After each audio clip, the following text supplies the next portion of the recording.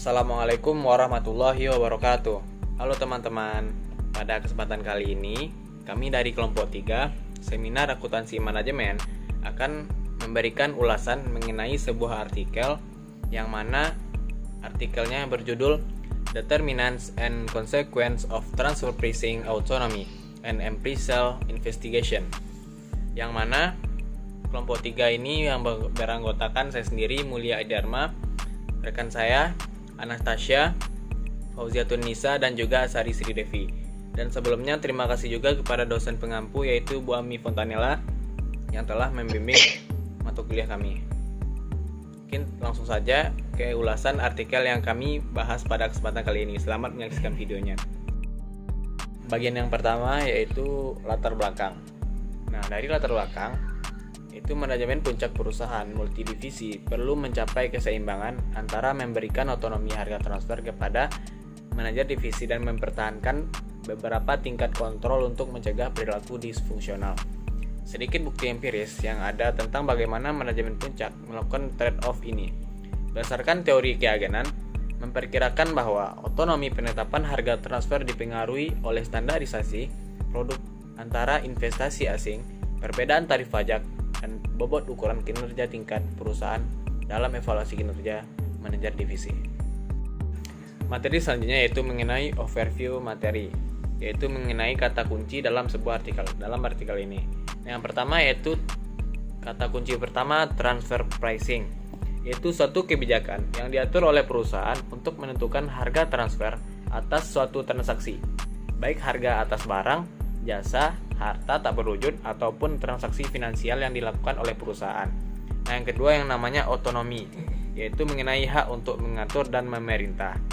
Yang ketiga yang kata kuncinya desentralisasi, yaitu suatu hal yang menunjuk kepada pemindahan jabatan dari pemerintah pusat. Yang keempat yaitu agency teori, atau teori yang menjelaskan hubungan antara pihak manajemen atau agen dan pihak pemilik perusahaan.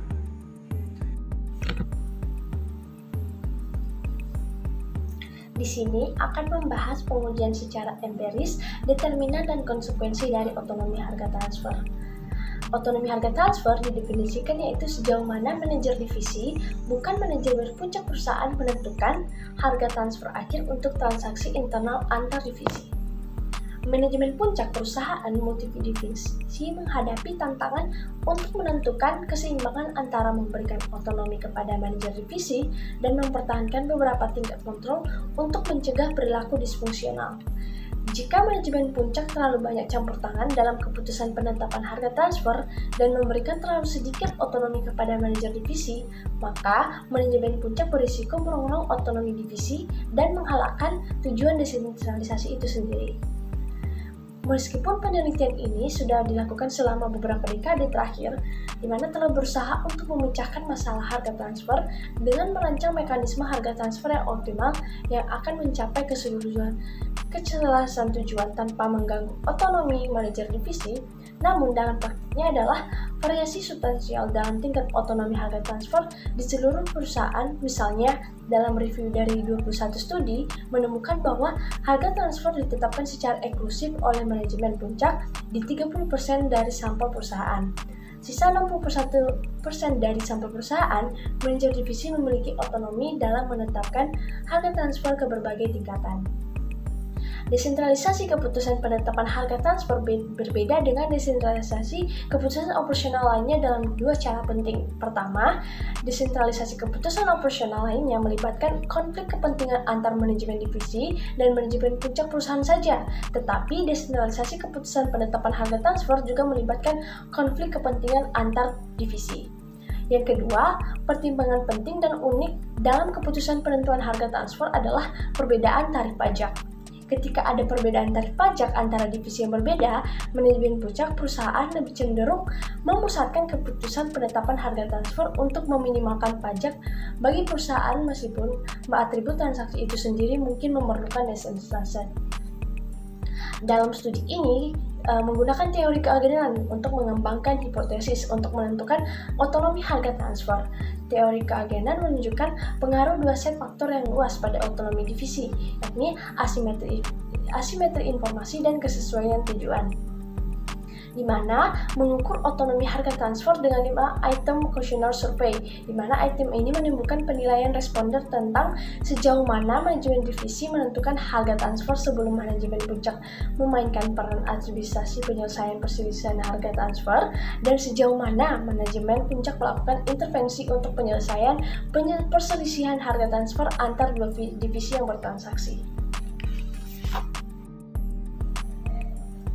Nah, pembahasan kedua mengenai pengembangan hipotesis. Yang pertama ada penentu otonomi harga transfer, di mana teori keyakinan menunjukkan pengaruh dua rangkaian faktor yang luas pada tingkat pendelegasian hak keputusan, di mana asimetris informasi dan kesesuaian tujuan.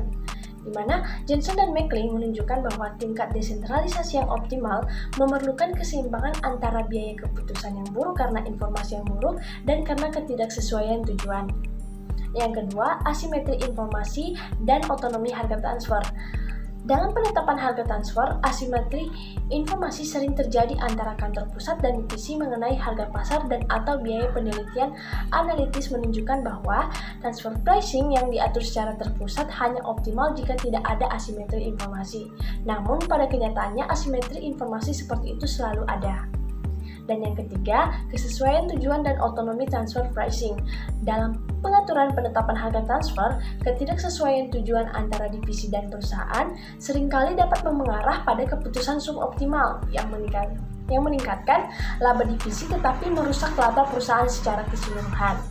Salah satu solusi yang disuruhkan oleh para peneliti adalah merancang sistem pengukuran kinerja dengan penekanan lebih besar pada laba perusahaan untuk mendorong kinerja antara divisi yang berbeda dan mendorong keselarasan tujuan antar manajer divisi dan manajemen puncak perusahaan. Baiklah, selanjutnya itu pengembangan hipotesis. Yang pertama yaitu otonomi harga transfer tidak akan dikaitkan dengan tingkat standarisasi antara produk. Yang kedua, otonomi transfer pricing akan berhubungan negatif dengan tingkat investasi asing di suatu divisi. Yang ketiga, otonomi transfer akan berhubungan negatif dengan besarnya pajak perbedaan kurs antara divisi yang berinteraksi. Yang keempat, otonomi harga transfer akan berhubungan positif dengan bobot ukuran kinerja tingkat perusahaan dalam evaluasi kinerja manajer divisi. Yang kelima, keadilan prosedural yang dirasakan manajer divisi akan dikaitkan secara negatif dengan tingkat ketidaksesuaian antara karakteristik organisasi dan otonomi harga transfer. Yang keenam, persepsi keadilan distributif manajer divisi akan berhubungan negatif dengan tingkat ketidaksesuaian antara karakteristik organisasi dan otonomi harga transfer. 7. Efektivitas transfer pricing yang dirasakan akan berhubungan negatif dengan derajat ketidaksesuaian antara karakteristik organisasi dan otonomi harga transfer. Selanjutnya yaitu metode dilakukan dengan dua cara. Yang pertama, kuesioner dan wawancara. Untuk menguji hipotesis, mengumpulkan data melalui survei terhadap manajer umum atau manajer keuangan dari divisi milik perusahaan industri atau komersial di Cina. Yang pertama yaitu melakukan wawancara mendalam dengan 3 eksekutif puncak di perusahaan dan 8 manajer divisi untuk mengembangkan pemahaman yang lebih baik tentang variasi otonomi divisi dalam proses pengembalian keputusan harga transfer. Kemudian penentu otonomi harga transfer dan potensial masalah dan konflik di proses pengambilan keputusan harga transfer. Melakukan survei dari bulan Maret 2027 sampai Februari 2008 mengingat minat untuk memeriksa praktik transfer pricing antara divisi. Target populasi adalah semua divisi milik perusahaan dengan manajer divisi. Membagikan total 429 kuesioner dengan menerima 210 yang valid dengan jawaban lengkap untuk semua pertanyaan dan menghasilkan tingkat respon yang memuaskan sebesar 48,95%. Selanjutnya adalah hasil statistik deskriptif. Pada rata-rata otonomi transfer pricing adalah 4,51 dari median 7. Median seperempatnya adalah 5, menunjukkan divisi sampel diberikan otonomi yang cukup besar dalam keputusan harga transfer oleh perusahaan induknya. Standar divisinya adalah 1,51, menunjukkan cukup banyaknya variasi dalam tingkat otonomi divisi di seluruh perusahaan sampel serta adanya korelasi Pearson dan Spearman antara variabel utama. Selanjutnya adalah penentu otonomi harga transfer. Yang pertama, ditemukannya bahwa otonomi penetapan harga transfer secara signifikan dan negatif terkait dengan tingkat standarisasi produk. Yang temuannya ini adalah konsisten dengan argumen bahwa standarisasi produk antara yang lebih tinggi mengurangi asimetri informasi antara manajemen puncak dan manajer divisi yang mengarah ke manfaat marginal otonomi divisi yang lebih rendah. Selanjutnya adalah ditemukannya bahwa otonomi transfer pricing menurun ketika ada perbedaan yang lebih besar dalam tarif pajak antar divisi yang bertransaksi. Akhirnya, seperti yang diperkirakan, ditemukannya bahwa otonomi penetapan harga transfer berhubungan secara signifikan dan positif dengan bobot ukuran kinerja tingkat perusahaan dalam evaluasi kinerja manajer divisi. Nah, mengenai variable control, otonomi harga transfer berhubungan positif dengan bobot ukuran ringkasan divisi dalam evaluasi kinerja manajer divisi. Adanya hubungan positif yang signifikan secara marginal antara desentralisasi secara umum dan otonomi harga transfer juga menentukan koefisien positif yang signifikan pada saling ketergantungannya organisasi dan ketidakpastinya lingkungan, serta tidak ditemukannya hubungan positif antara penetapan harga transfer yang bertransaksi berbasis pasar. Divisi yang lebih besar cenderung memiliki otonomi yang lebih besar dalam keputusan harga transfer. Selanjutnya adalah mengontrol pilihan otonomi transfer pricing dan kinerja secara simultan pengukuran.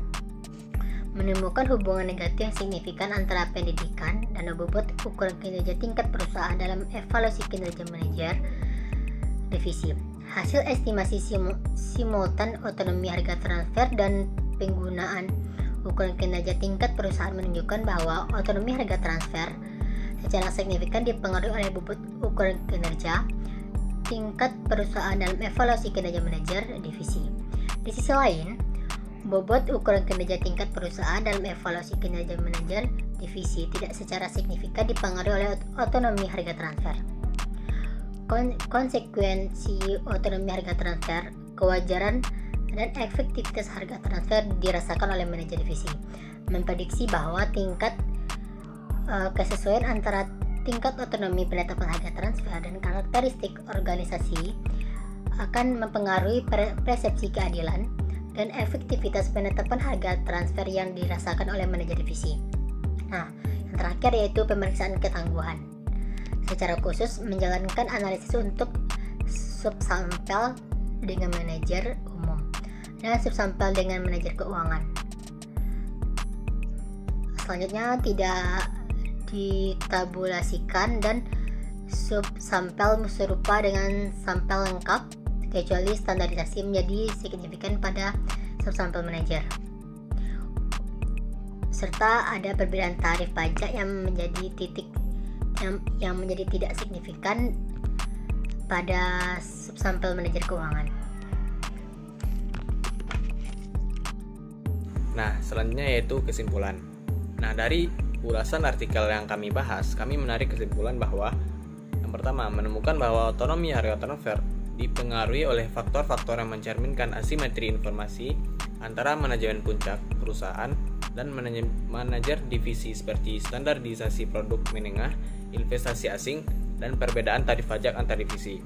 Nah, yang kedua, menemukan bahwa otonomi harga transfer dipengaruhi oleh faktor-faktor yang mencerminkan keselarasan tujuan seperti bobot pada ukuran kinerja tingkat perusahaan di manajer divisi, serta memprediksi dan menemukan bahwa tingkat ketidaksesuaian antara otonomi. Presentasi dari kelompok kami, apabila ada kesalahan kata, kami mohon maaf. Assalamualaikum warahmatullahi wabarakatuh.